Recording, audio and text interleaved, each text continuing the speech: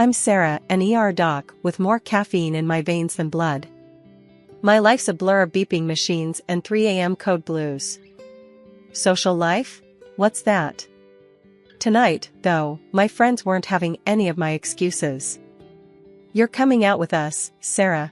End of discussion, Jess declared, her voice leaving no room for my usual "I'm too busy" line.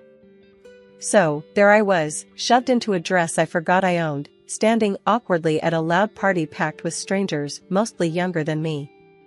The bass from the speakers made the glasses on the makeshift bar rattle. It was the kind of scene I'd usually avoid like the plague, but Jess was on a mission. Loosen up, Sarah. It's just a party, not a freaking exam. Jess nudged me with her elbow, handing me a drink that looked like it could glow in the dark. I don't know, Jess. This isn't really my scene, I murmured, scanning the room. It felt like stepping into another world where the stress of the ER didn't exist. Give it an hour. If you're miserable, we'll bail. Fair? She bargained. Before I could argue, someone bumped into me, sloshing my drink down my front. Shit, I'm sorry, a voice exclaimed. I looked up, ready to unleash a hospital-grade scowl, but stopped short. The guy was about my age, tall, with an easy smile and a helpless shrug. I'm a klutz, he confessed, his eyes crinkling in amusement at his own clumsiness. It's fine. It's just a drink, I replied, my irritation fading faster than I expected. I'm Alex. And you are? He extended his hand, still smiling. Sarah. And a bit damp now, thanks to you. I joked, surprising myself with how quickly I warmed up to his demeanor. Let me make it up to you.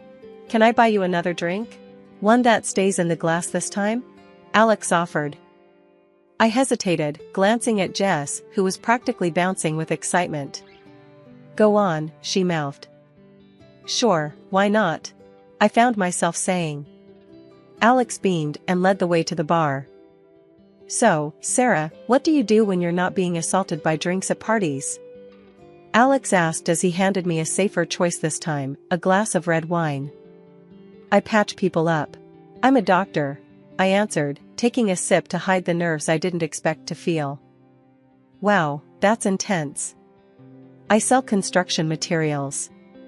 It's as exciting as it sounds, he played along. But hey, it pays the bills and doesn't involve blood, so I'm not complaining. We found a quieter corner, away from the thumping bass, and talked more. He was easy to talk to, no pretenses, just straightforward chatter. He didn't flinch at my ER stories, and his anecdotes about mishaps at construction sites were unexpectedly hilarious. As the night wound down, Alex pulled out his phone. Can I get your number? I mean, if you want to grab coffee or something less wet, he chuckled. I laughed, the sound more relaxed and genuine than it had been in months. Sure, why not? As I lay in bed later that night, phone buzzing with a good night text from Alex, I realized I was smiling. Maybe, just maybe, this wasn't such a bad idea. A year flew by, and before I knew it, we were swapping rings and saying I do. Sitting at our new kitchen table, Alex broke the silence one evening. So, when do you think we should start trying for a baby? He asked, his eyes searching mine for a hint of readiness. I sighed, pushing my plate aside. Alex, we've talked about this. We agreed, remember? Careers first, kids later. I'm not even sure I'm ready to be a mom yet. He leaned back, the chair creaking under his weight. I know. It's just, my mom keeps asking. You know how she is. I stood up, feeling the walls of the kitchen close in. We are not having a baby just because your mom can't wait. That's ridiculous. The next few weeks were filled with similar conversations. It wasn't just Alex, his mom called almost daily with the same nagging question. One evening, after a long shift, I picked up her call by mistake. So, any good news yet? She chirped as soon as I said hello. Hi, Linda. No news. We're still not planning on kids right now, I replied, trying to keep my voice even. You know, Sarah, you aren't getting any younger. And Alex really wants to be a dad. You should think about your husband's needs too, Linda said, her voice stern and unwavering. I clenched my phone tighter. Linda, I appreciate your concern, but please, this is between Alex and me. We'll have kids when we're both ready, not because we're pressured into it. She huffed. Well, I just think you're being selfish. A baby would bring so much joy to the family. I'm not being selfish, Linda. I'm being sensible. Goodbye. I hung up, my heart pounding with anger. Days turned into weeks, and the pressure didn't let up. At work, my days were packed, the ER demanding all the energy I could muster. Home wasn't much of a sanctuary either with the constant baby talk. One late night, as I came home exhausted, Alex was waiting up. Hey, can we talk? He asked softly, noticing my weary eyes. Sure, what's up? I replied, dropping my keys and sinking into the sofa. It's about the baby thing again, he started, hesitating. I know we said we'd wait, but maybe we could just start thinking about it. Like, not trying, but not trying? I rubbed my temples, feeling a headache coming on. Alex, I can't do this tonight. I just worked a double shift. Can we talk about this later? He nodded, disappointment clear in his eyes. Yeah, okay. Get some rest. The following morning, as Alex and I sipped our coffee in silence, I knew something had to give. Alex, I love you, but we can't keep having this conversation. It's wearing me down. We need to stick to our plan, or I don't know how I'll handle it. Alex looked at me, his expression softening. I'm sorry, babe. It's just hard with mom always on my back. But you're right. We'll do this our way. I'll talk to her, I promise. One evening, coming home earlier than usual, something felt off. The house was quiet, too quiet for someone supposedly eager to see me. Tossing my keys on the counter, I heard voices from the office. Creeping closer, it wasn't the TV, Alex was on a call. Hiding by the doorway, I heard him, yeah, Mom, I know. But it's been months, and nothing. No, she still thinks she's taking her birth control. The floor felt like it dropped from beneath me. My heart pounded so loud, I was sure he'd hear it. You replaced them, right? That was his mother's voice, tinny but clear from the speakerphone. Yes, like I told you. Just vitamins now. If she's not pregnant soon, maybe there's something wrong with her. Alex replied, a casual toss of life-changing deceit. I couldn't breathe, let alone move. When I finally stepped into the room, Alex jumped, fumbling the phone. Sarah, you're home early. Cut the crap, Alex. What did you just say? My voice was ice, each word sharp enough to cut. Alex's face went through 50 shades of panic. Look, we want a family, right? And you said later, but later when? I thought maybe if things just started to happen, you'd. You messed with my meds, Alex?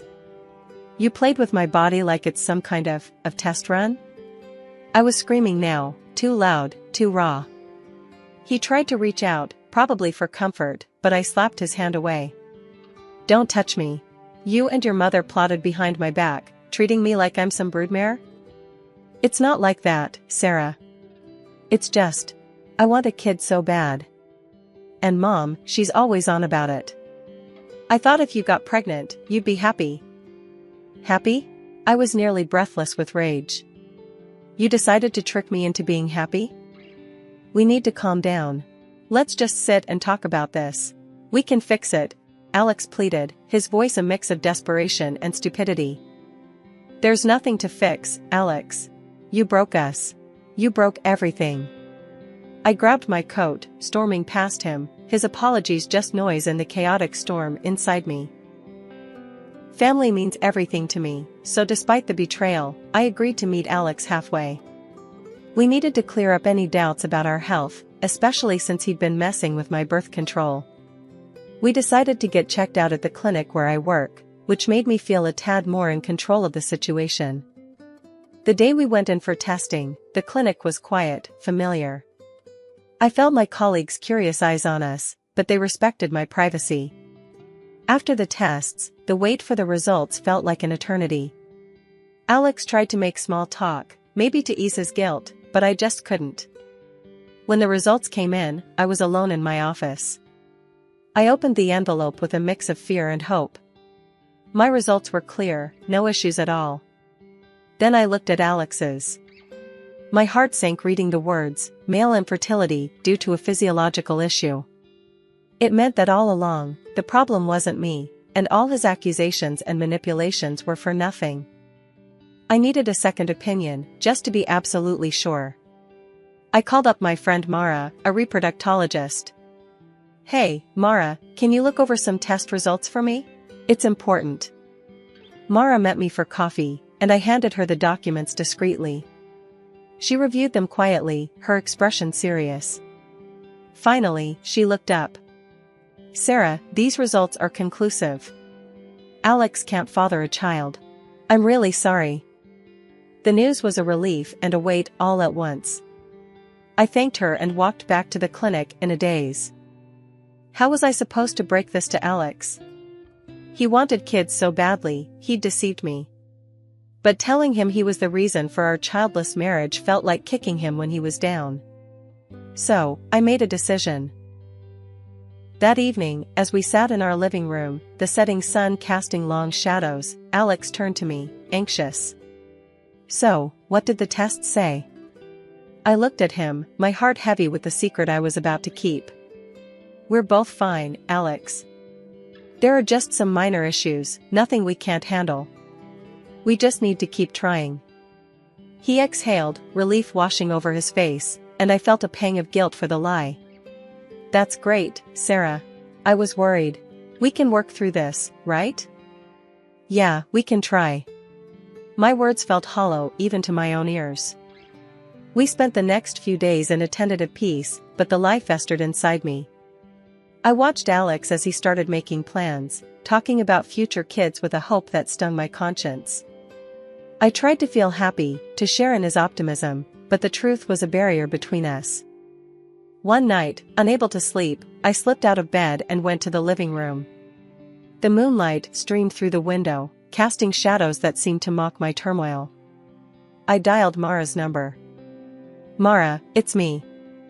I lied to him. Told him we're both okay. Mara was silent for a moment. "Sarah, I get why you did it, but this isn't something you can hide forever. He's going to find out eventually." "I know, but how can I crush him with this? After everything, how can I be the one to break him completely?" "It's not about breaking him, Sarah. It's about being honest with each other. This lie won't help either of you in the long run." Life threw us a curveball when Alex got offered a big promotion. It was a fantastic opportunity for him, but it meant moving to another state. I could see how much it meant to him, how his eyes lit up talking about the possibilities. He wanted it, and he wanted me there with him. Despite everything, our private struggles and the lies hanging between us, I said yes. Family was supposed to stick together, right? Leaving my job at the bustling ER in our hometown was harder than I thought. I loved the place, the pace, and the people. I was part of a team, a community. Moving meant leaving all that behind for a quieter, smaller clinic that, frankly, didn't spark the same passion in me. But I kept these feelings to myself. Alex was riding high on his new job, and I didn't want to be the rain on his parade. Our new life in a new city was different. I landed a job at a private clinic. It was okay, but it lacked the adrenaline rush of my previous ER shifts. I missed my old colleagues and friends terribly. The move also took its toll on our personal life. Alex buried himself in his work, and the issues we skirted around, like the ticking bomb of our non-existent family planning, started to resurface, but differently this time. Every month, like clockwork, Alex's mom would ring him up to ask if there was any good news. I wasn't privy to their conversations, but I could see the change in Alex afterward. He grew more distant, more sullen. One evening, after one such call, he let it all out on me. "We're not getting any younger, Sarah. You're a doctor. Shouldn't you be able to sort this out? Figure something out? His words were like slaps, harsh and blaming. I was setting the table for dinner, and his words made me pause, hands trembling slightly. Alex, that's not fair. You know it's not that simple. He scoffed, tossing his phone on the couch. What's not fair is you not doing enough. Maybe if you were home more, instead of always at your new job, things might be different. That's not how it works, and you know it. Being at home more isn't going to change our situation. I shot back, frustration boiling over. His ignorance, or was it denial, about our real issues was maddening. He turned away, muttering something under his breath about how maybe a better doctor would have fixed it already. I wanted to scream, to tell him the truth about his own condition, but I bit my tongue. Telling him wouldn't just hurt him, it could shatter whatever was left of us. So, I swallowed the truth, along with my anger, and kept the peace. As the months turned into a year, and then two, the pattern continued. Alex started staying late at work, often going away on weekends. His excuse was always the same: I don't want to sit at home alone waiting for you to finish work. Each time he said it, it stung. It felt like an excuse, a way to avoid facing our reality together. I spent many nights alone, wondering if the gap between us was growing too wide to bridge. Our wedding anniversary was supposed to be a milestone, a celebration. I decided to make it special, despite the growing distance between Alex and me. I took a few days off, booked a cozy hotel, and planned a surprise dinner at one of the nicer restaurants in town, thinking maybe, just maybe, we could rekindle something. The day came, and I was a bundle of nerves, mixed with a bit of excitement. I left work early, got dressed up, and headed home to pick up Alex so we could start our evening together. But when I got there, the house was empty. No note, no text. Nothing. I called him, no answer. I tried not to panic and called again. Still, nothing. That's when I remembered the tracking app we both casually used to keep tabs on each other's whereabouts. I pulled up the app, hesitating for a moment, before I tapped the screen. There he was, not at work like he said he'd be, but at some restaurant across town. A part of me hoped, ridiculously, that he was planning his own surprise. Maybe this was some elaborate setup? Clinging to this hope, I caught a taxi and headed to the address on the app. I arrived at the restaurant, my heart pounding in my chest. I walked in, scanning the room until I found him. There he was, sitting in a dim corner, but he wasn't alone. Across from him was a woman, blonde, laughing at something he said. My stomach turned as I watched him reach out and touch her hand, his smile wide and genuine in a way I hadn't seen in months. I stood there, frozen, as he leaned closer to her, whispering something that made her laugh again. That's when he did it, reached over and gently stroked her stomach.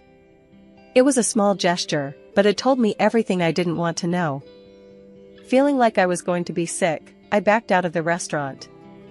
Once outside, I let the cool evening air hit my face, trying to collect my shattered thoughts. I should confront them, make a scene, something, but I couldn't. Instead, I got into the taxi, my hands shaking, and told the driver to just drive. As we moved away, my mind raced. All the late nights, the weekends away. It wasn't just work. It was her. Maybe it had always been her. Suddenly, I remembered the clinic results then, how they said Alex was infertile. A bitter laugh escaped me as I realized the absurdity of the situation. His mistress couldn't be pregnant by him. The irony was too much, and for a moment, I actually grinned amidst the tears. The taxi pulled up to our house, and I went inside one last time. I packed quickly, grabbing only what was necessary. Clothes, some personal items, and my dignity. I left behind anything that reminded me of Alex, of us. With my bags in hand, I called another taxi and directed it to take me to the hotel I originally booked for our anniversary.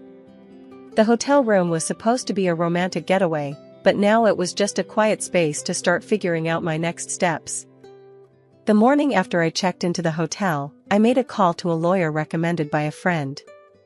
I needed to sort out the divorce, and quick. My husband had tried calling multiple times since last night, but I wasn't ready to hear his excuses. I didn't pick up. At the lawyer's office, he laid out the steps for the proceedings. Given the circumstances of infidelity, you have a strong case for a favorable settlement, he explained, shuffling through some papers. Let's just get this over with, I replied, my tone flat. The lawyer nodded, understanding the urgency, and reached out to Alex to set up a meeting. The day of the meeting, I walked into the lawyer's office to find Alex and his mistress already there. My stomach turned seeing them together, but I kept my composure. As we all sat down, my lawyer wasted no time. We're here to discuss the terms of the divorce. My client demands fair financial compensation given the situation. Alex looked like he was trying to keep cool, but I could see the anger in his eyes. This is just revenge, isn't it? You're doing this because you feel inferior, because you couldn't give us a child, he shot back, his voice rising. The lawyer remained calm. Alex, the fact of your infidelity is not in dispute here. The consequences are clear and supported by the law. This isn't about revenge, it's about justice and rightful compensation. Grudgingly, Alex agreed to the terms, but as we were about to wrap up, his mistress suddenly stood up, wincing and clutching her stomach. It was clear her water had just broken. Sarah, can you? Alex started, panic lacing his voice. She needs a hospital, not me, I said sharply, standing up. I'm not the person you should be asking for help. Nevertheless, chaos ensued, and we all ended up rushing to the hospital with her. At the hospital, the scene was hectic as she was whisked away to the delivery room. Hours later, the news came, she had given birth to a healthy baby boy, but the child was clearly not Alex's. He was black, and both Alex and his mistress were white. Stunned, Alex turned to me, confusion written all over his face. Sarah, is this some sort of mistake? How can this? I couldn't help it, I burst out laughing. It was too much, the irony, the shock on his face. Alex, remember the infertility results? You're not the father. You never could be. His face drained of color as I handed him the divorce papers and the medical certificate that confirmed his condition. As he read the documents, reality hit him hard. He finally understood the full extent of his actions and their repercussions. Leaving the hospital, I felt a strange mixture of relief and vindication. Alex's calls flooded my phone as soon as I walked out, each one begging for forgiveness. But I was done. I blocked his number and didn't look back. Back in my home city, walking into the prestigious hospital where my career really began, I felt a rush of familiarity and relief. It was like stepping back into a life I'd almost forgotten, one where I was valued and respected. My colleagues welcomed me with open arms, their smiles and hearty welcome backs filled me with warmth. However, not everything was smooth. Linda, my ex-mother-in-law, started calling me frequently, her voice always carrying a tone of desperation. Sarah, you need to come back to him. He's a mess without you, she would say, her demands growing more insistent with each call. I tried to be patient, to explain that it was over, but she wouldn't listen. One day, she showed up at the hospital unannounced. Her appearance was disheveled, her eyes frantic. Sarah, you have to fix this. Alex has started drinking, he's lost his job because of it. I'm supporting him now. He needs you, she pleaded, causing a scene in the middle of the lobby. I took her aside, keeping my voice low and firm. Linda, I am not responsible for Alex anymore. We are divorced. He is not my concern. Please stop contacting me and do not come here again. Her face twisted in anger, and she began to shout, drawing the attention of patients and staff. You owe him. You can't just abandon him, he's your husband. He was my husband. I owe him nothing now. This is a hospital, Linda. You need to leave, or I will call security, I responded, my patience finally wearing thin. She continued to argue, but I walked away, signaling to one of our security officers who promptly began to escort her out. When she resisted, I didn't hesitate, I called the police. Despite the drama, life got better day by day. I reconnected with old friends and made new ones. I was involved in some groundbreaking projects at the hospital, and my work was fulfilling.